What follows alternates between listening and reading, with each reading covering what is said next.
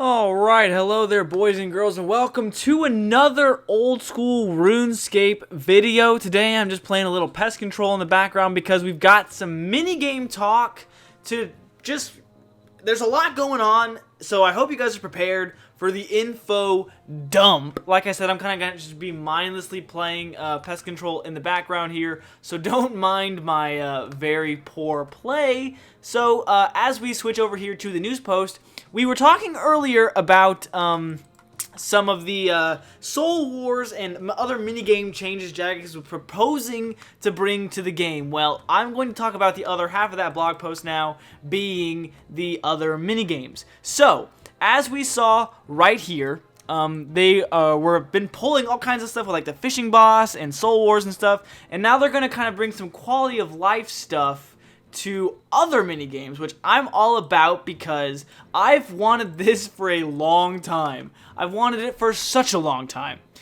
Fishing trawler, castle wars, all of that stuff is just such dead content, and I think it's needed a rehaul for a much too long. If you ask me, and I'm about to lose here because I'm bad at multitasking. How does anybody ever do this? I've already lost this. All right. So, what is happening?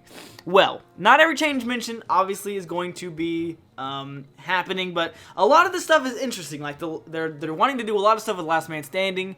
Like most importantly, adding a new map and a new loadout. I really like this idea of this map. So it's like a wild or a wilderness Varrock almost, kind of like a desolate. Like that, look at like old church, stone circle, everything's like taken over by bandits. It's like a desolate wasteland. I really like that actually a lot. Hopefully this passes. I would like to see like what is the area that we play not pest control, Last Man Standing in now. It's like just like a forest. I don't know, but this is interesting. I like this a lot. I would like to see a new loadout. They're talking about like Zerk styles and pure styles. Now, granted, I'm garbage. I'm absolute garbage at PvP. However, I still like the idea of switching it up and adding new stuff in there. So that is very cool. I'm very about that. Something I also thought was very interesting was the proposition of changing the games room, which is adding a new southwestern corner to the Grand Exchange called the Game Zone, where you can play games table stuff like they have at the Birthright now, I believe. And just adding these places to like... just basically adding like a little hangout arcade almost to like poll areas around the world, the game world rather. And I like that idea. I do like that, although I think it's kind of going to be a big change. I feel like if none of them, or if one of them doesn't pass, this would be the one to not pass, right? Because it just kind of seems like it's really big changing, Like they're changing the Grand Exchange. That's a big deal. Like if you've played RuneScape 3 or the live version of the game, the Grand Exchange is like a totally different thing. It's like just a small little circle, This is big. If they change the Grand Exchange in old school, what else could they change, that people think is quote unquote sacred and untouchable by Jagex? I don't know, bro, but Jagex knows. Jagex knows a lot more than I do. They're also wanting to, obviously, this is a big one, and I made a video about this, I believe, on Trouble Brewing, which is like, first of all, do you know what Trouble Brewing is? Have you ever played Trouble Brewing? Probably not, and probably because it's garbage. It's literal garbage. If you try to play it, it's like, there's just so much to it, and like none of it is explained. It's all super convoluted, and a lot of it is just, it needs reworked, which Jagex is very coyly planning to do here by removing the completion of Cabin Fever, which is a pretty high-level quest. Not necessarily a hard one, but it has some pretty high requirements, and removing all of this would allow more people to be able to play, and adding a bank there, because if you go there now, there's just a deposit box, because to play the game, you have to get rid of like all your equipment, which is just a horrible mechanic to begin with. Don't even get me started. I'm looking at you. What's the aisle where you have to take all your Intrana? I'm looking at you, Intrana. And then restricting the Trouble Brewing to a designated world, like Pest Control, rather, you're similarly, so it has a more hardcore fan base in the zone. They're also wanting to propose some changes for the Ferox Enclave because PvP is being laggy because everyone's in the one central area. They're wanting to add more Ferox Enclave designated worlds, which would, you know, leave the Enclave a little bit less populated in one certain particular area, and then allowing more people to play Clan Wars, Last Man Standing, and all the other content in the Enclave. Also wanting to do some changes to Barbarian Assault, which is cool. Barbarian Assault is probably my favorite. Wow, I actually won that game, and I was not paying attention like whatsoever. Jagex, your game's still broken. So that's cool. Let's look at what they have proposed for the Barbarian Assault. So, they've received lots of suggestions, remodeling the eggs to be more colorblind friendly, which is cool. I'm all about assisting. Adding fake XP drops, since no regular XP is gained, I guess. That's cool, I guess. Removing blocking tunnels and adding a hammer to defender machines. Kind of just some quality of life stuff with Barbarian Assault. Nothing too major there, which is fine. I feel like Barbarian Assault is one of the better minigames for sure. It's definitely my favorite minigame out of all of them, probably. So that's cool. That, you know, it's pretty much considered to be a good minigame, and I think in the player base. Castle Wars. Okay, this is a big one. I was just talking about this. Very dead content, in my opinion. In my opinion, I know some people still, to me, okay, this is what Castle Wars is to me. To me, Castle Wars is if you have nothing else to do in the game, you know? Right? Like, it's for all the people that have done everything the game has to offer. They go to Castle Wars to get the swag decorative armor, to get all that stuff done up. You know, you know what I'm talking about, right? Castle Wars is for the rich and for the bored, I guess. So, what do they have proposed for Castle Wars? Well, let's take a look. A new potion to the supply table. It doesn't have a name yet. How does Super Hybrid Minigame Combat Potion sound? Ha ha ha ha ha ha. It will have the same boosting effects of a Super Combat. That's kind of cool. A ranging potion and an imbued heart all in one? Broken! And to help make it easier to find matches, they'd like to add 2 new NPCs to the Grand Exchange. So like a matchmaking? Wait. So RuneScape is getting a matchmaking type. What? That's kind of cool. The Saradomist and the Samarakian recruiters will advertise upcoming Castle Wars matches. Yo, if this brings life back to Castle Wars, me and my boy Necro Circus are gonna pop off with the Castle Wars videos, bro. Because I've made some very controversial Castle Wars videos in the past that have gone over well, but also not so well. And I like to add a new full helm and boots to the existing Castle Wars armor. I'm all about the fashionscape. I'm all about the swag.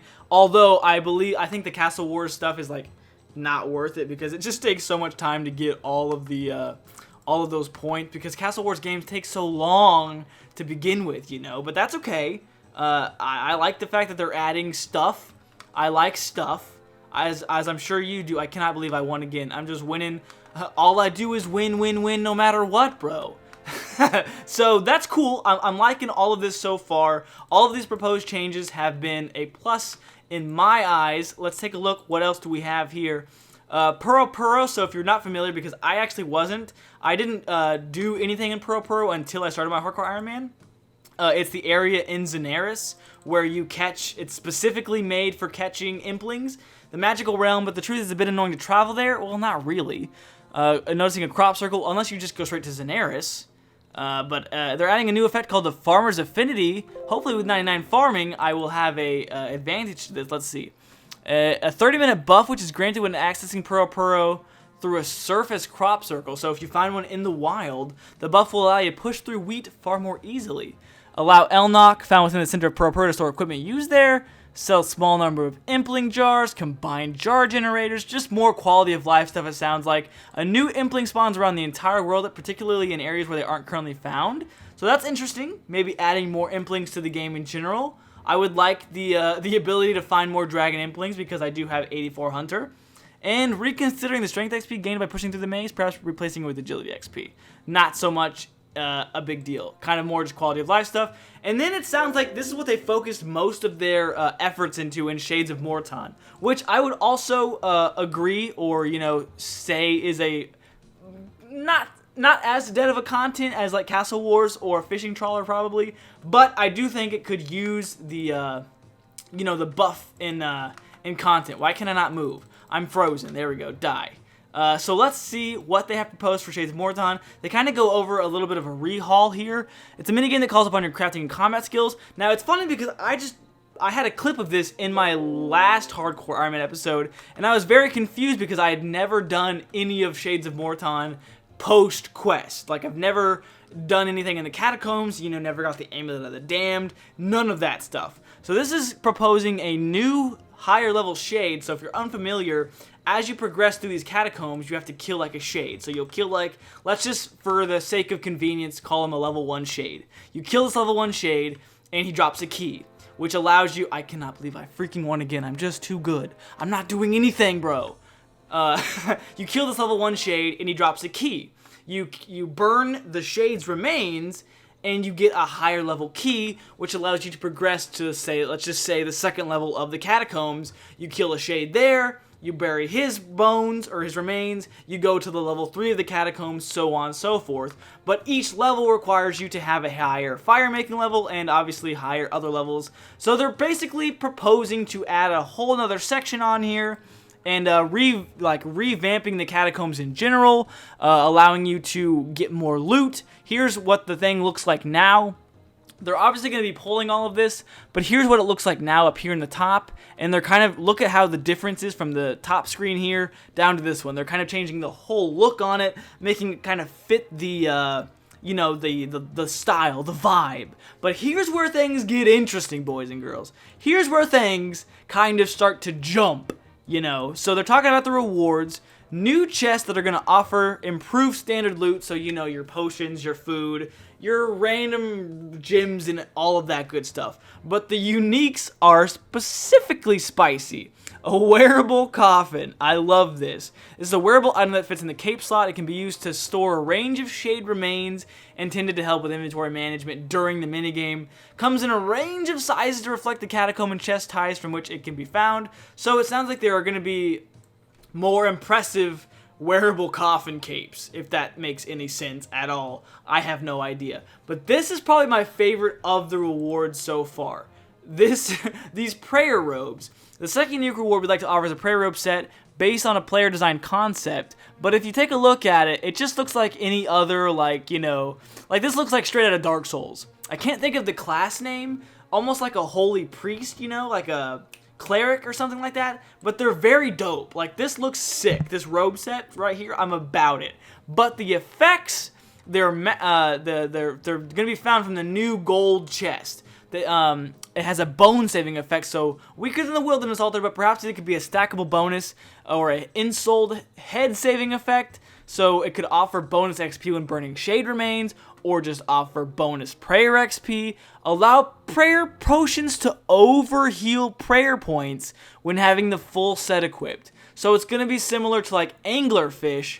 I didn't win that round, if you're curious. So similar to anglerfish, prayer potions could overprayer or overfill your prayer points. That's insane.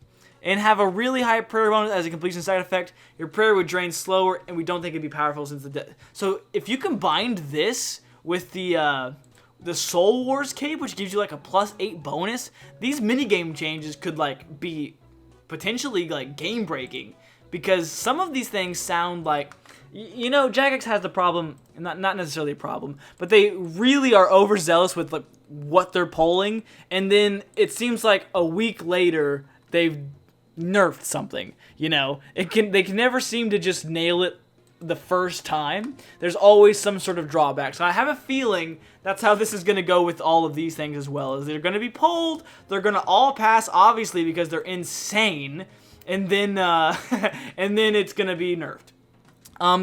This is also pretty cool. If you're unfamiliar, the split bark armor, which is the magic melee type armor, if you're trying to be a like battle mage for whatever reason, which I would not suggest at all in RuneScape, but it's a possibility, I suppose. The way you obtain the cloth or the split bark to make the armor is through Shades of Morton. So they're offering a couple of different revamps of the armor. Now, last year, obviously, they pulled warding, and nobody wanted it, which is, I'm surprised they haven't just forced the warding skill down our throats yet, but they haven't, so that's good. But split bark armor is made at level 60 crafting, and it's similar to Dragonhide in XP wise. Now, this is pretty cool. Swamp bark armor is going to be like a potentially green version of split bark. Gloves and boots will require 100 nature runes, 42 rune crafting. The helmet's going to require a higher number, same with the legs and top, and the experience gain will be minimal because it's not supposed to be a training method, obviously, just a way to gain new armor. Now, is it going to have any potential benefits? I don't know.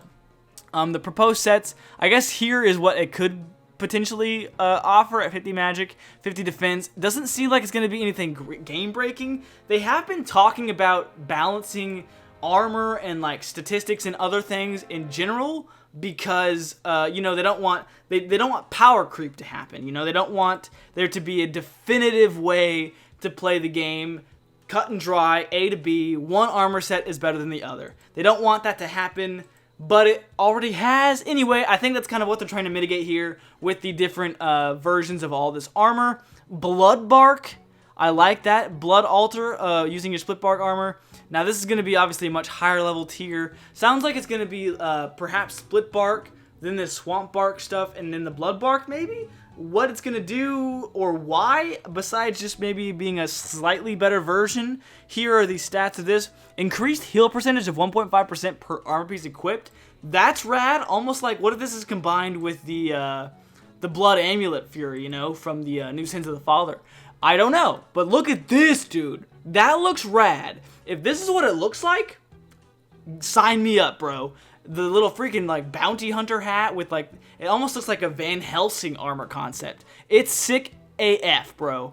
I love it. I'm about it. Jagex, give it to me. So, what do you guys think about all of the new minigame changes? I have been begging Jagex to, you know, work on some of these minigames for a long time. They have specifically said here, because I think they've seen my video, probably not, but there's no fishing trawler, you know, no mention of it. However, they did say they were going to be working on it, so it's going to, hopefully, they said they have with the, I can't find the thing now, obviously, or of course I can't find it now, but they did say it's going to be, with the new fishing boss, they're going to be changing some of the things for fishing trawler. So that's amazing. Jagex, you're beautiful. Thank you for listening. Thank you for doing everything you do for the game. What do you guys think about all the new changes coming up? Let me know. Leave me a like. Subscribe if you want so you don't miss a video.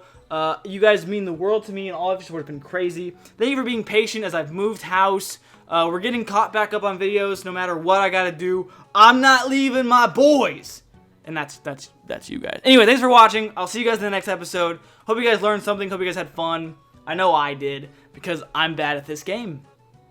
But until then, boys and girls, I will see you then. Bye!